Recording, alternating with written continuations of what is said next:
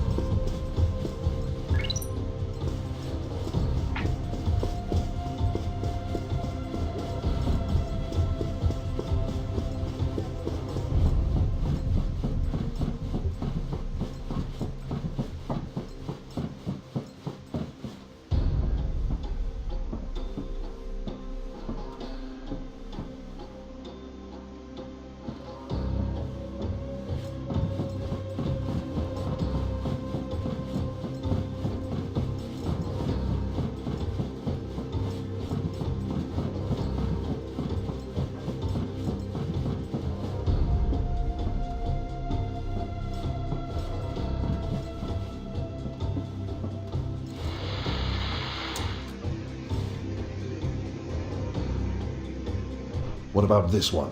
I have rights. You are in the custody of the Imperial Inquisition. You have no rights whatsoever. Your name? I will not answer. He had switched on some mental conditioning, no doubt taught by Iclone. Mind tricks won't help you. Go screw yourself. Tell me your name.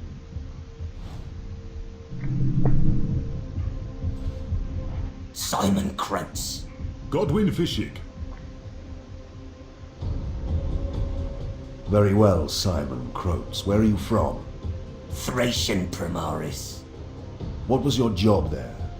I was trade envoy for the bonded merchant guild of Synesius. I knew the name. Guild Synesius was one of the largest mercantile companies in the sector and had links to the Imperial nobility. And what work brought you to Hubris? That same work. There is always trade to be had. Long-term contracts with the authorities on this world that require the personal touch. And what brought you to these private apartments? Namba Wilk, a local trader. He invited me for a mid-dormant feast. This dwelling is registered to Namba Wilk, a trader, as he says, no priors.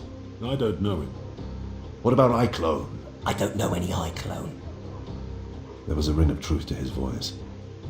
He may well not have known Iclone by that name. There is an awful lot of your story that doesn't add up. You're found here consorting with recidivists who we can connect to a planetary conspiracy. There are charges of murder to be considered. We can continue this in far more intimate and comprehensive circumstances. Or you can make me like you by filling in some details now. I don't know what to tell you. Whatever you know. About the Pontius, perhaps?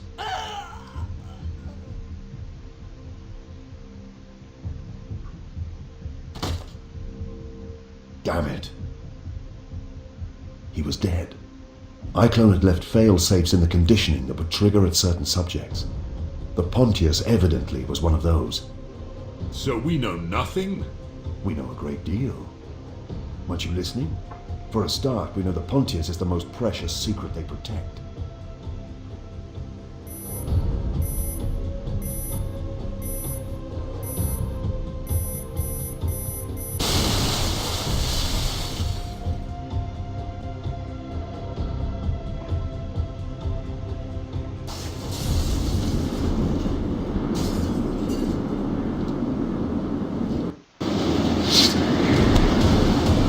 The rooms were filling with the freezing wind from outside the dome. Had to escape, albeit too, slowly dying into the ice and cold.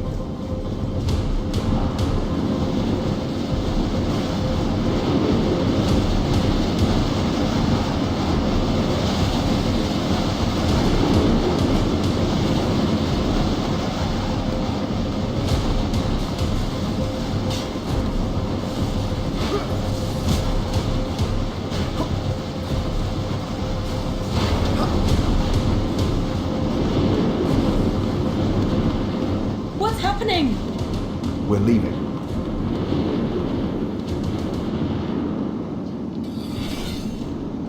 The charges were set off by the same spasm that killed Croats.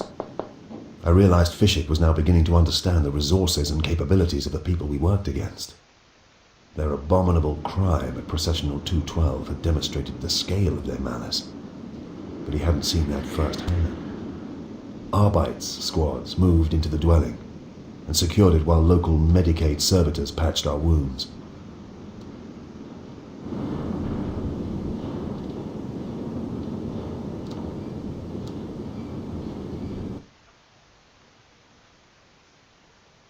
We returned to the gun cutter, taking Bequin with us, but little new information. Save that the bonded merchant guild of Synesius may be worth questioning, and that the Pontius was a name with fatal consequences.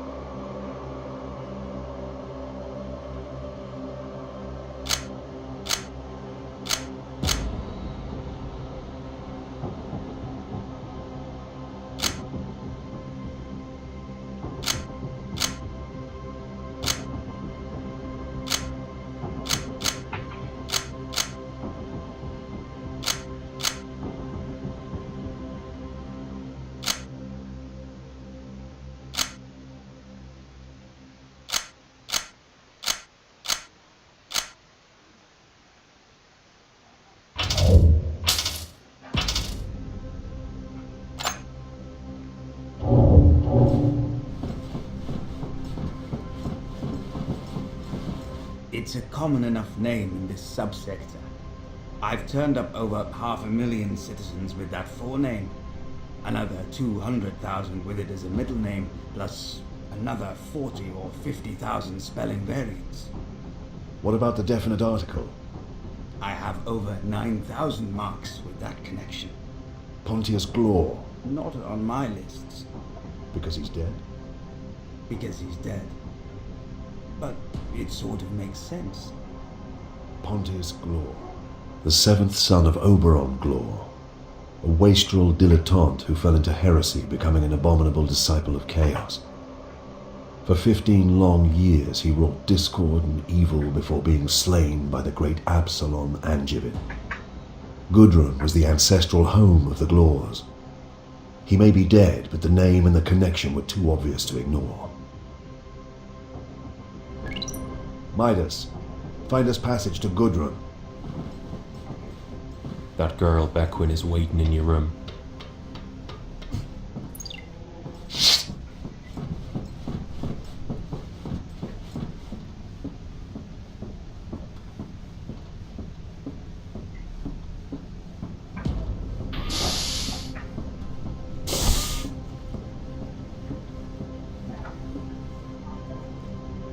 The Arbeit say they will charge me with murder and conspiracy.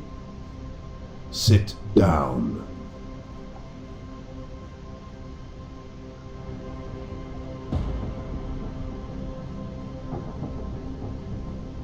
I can make sure the charges are dropped.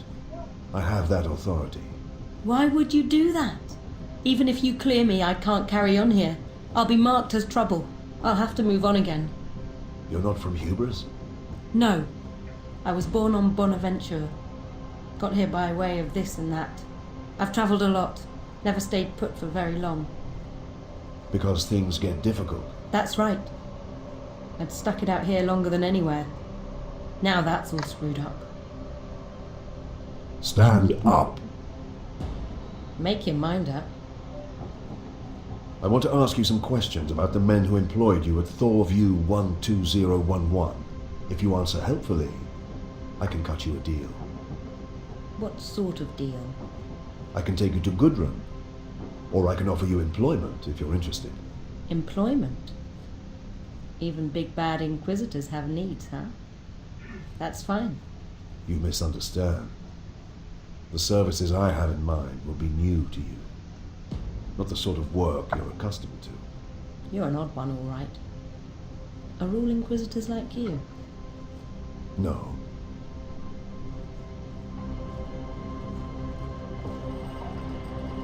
Once Fishig returned Iclone's possessions to us from the custodians, Loink and I prepared to conduct an auto-seance. I did not expect to glean much from the process, but it was one of the first techniques I'd learned as an Inquisitor, and it was possible that this close inspection of the psychic residues would reveal something to us. Ready to begin whenever you are, Master.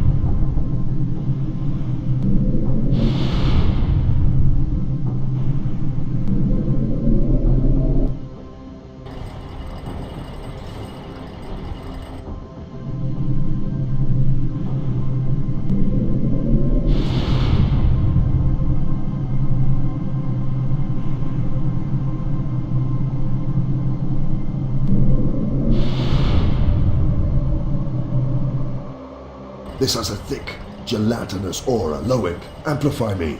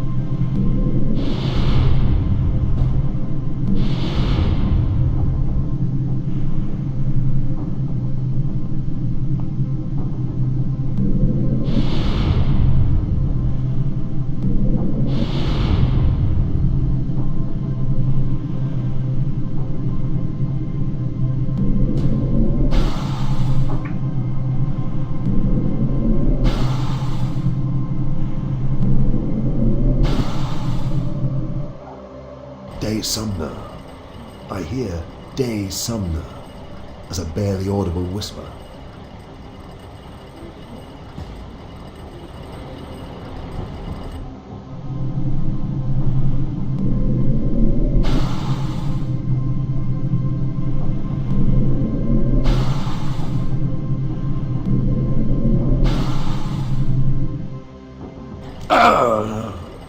I can feel the aftertaste of his death. Do not touch it.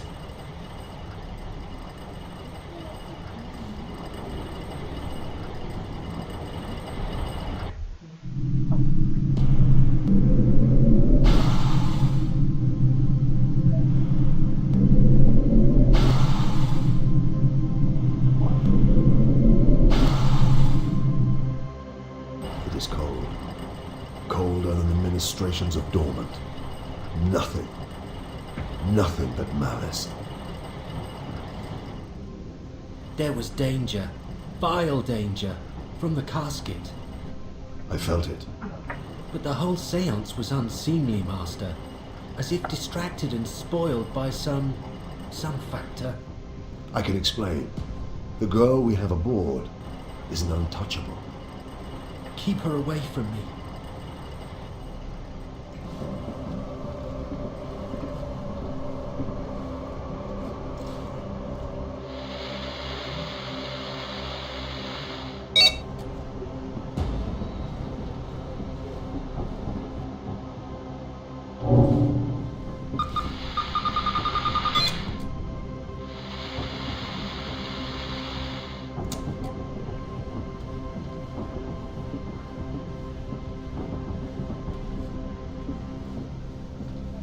Just prepping for takeoff. We'll be ready shortly.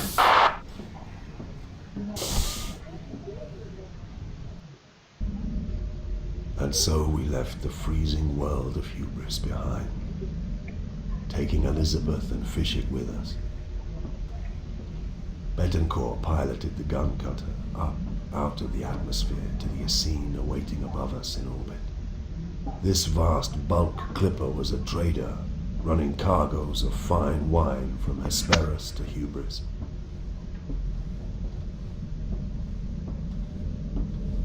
Tobias Maxilla, the ship's captain, had been recruited by Betancourt to get us to Gudrun in 2 weeks.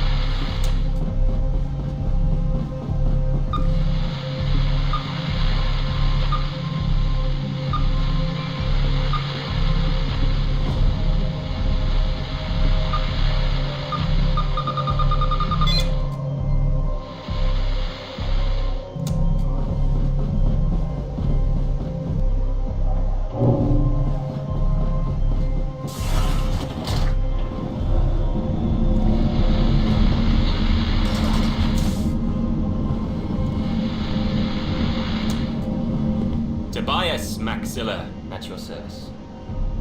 You run this route regularly? For the past few decades, it's seasonal. Sameta, Hesperus, Tracian, Hubris, Gudrun, sometimes to Messina too. When Dormant finishes on Hubris, there'll be a lot more work there. So you know these routes well? Yes, Chastener, I know them well. I don't think we need to start interrogating Master Maxilla yet, Fishy. It's a beautiful ship, Maxilla. Classic as old pattern, unless I'm mistaken. You are, of course, correct, Captain Ventacore. From the shipyards of Tancred, no less.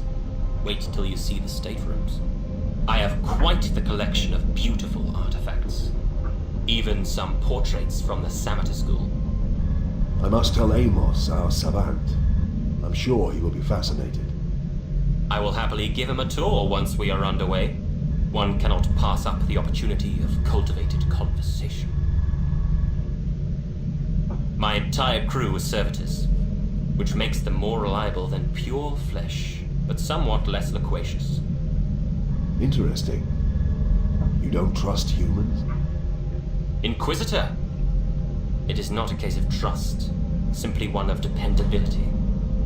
The Immaterium does not forgive mistakes.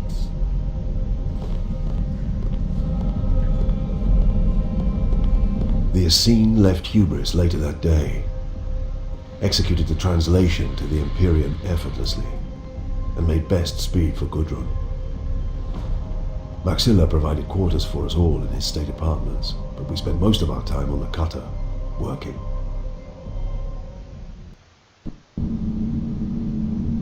By the 5th day, my sleep patterns had begun to return to normal. Cyclone stalked my dreams once more, leaving the after image of his grinning face each time I woke. But at least I assumed it was his face.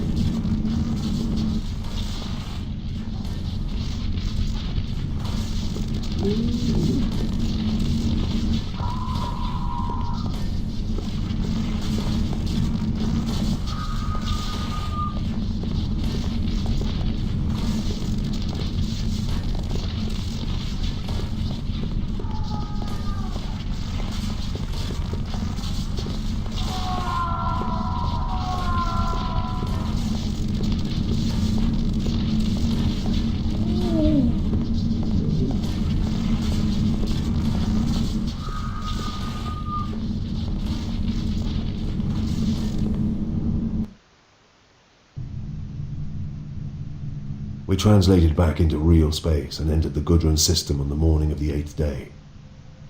Here, at the outreach of the system, we would pay our last respects to Loris Vippen. She had joined me in the first place to visit the stars, and that's where we would leave her. Who was she? A friend. A comrade. Is this how she wanted to go? I don't think she wanted to go at all. Beckwin, there is something I have to tell you. I had been avoiding this conversation. She had no idea that she was an untouchable, a blank. Like all untouchables, her negative presence in the warp rendered her immune to psychic influence, which in turn made her a potent anti-psycho weapon. It also meant that she exuded an air of unpleasantness which rose to fear and revulsion in the psychically attuned. Her whole life had been shaped by this, and she had no idea. She did not take the news well. She knew now that her friendless, loveless existence was due to the fact that she was abnormal, and not surprisingly had little interest in the details of the job that I had in mind for her. In truth, I was relieved when Maxilla called me to the bridge.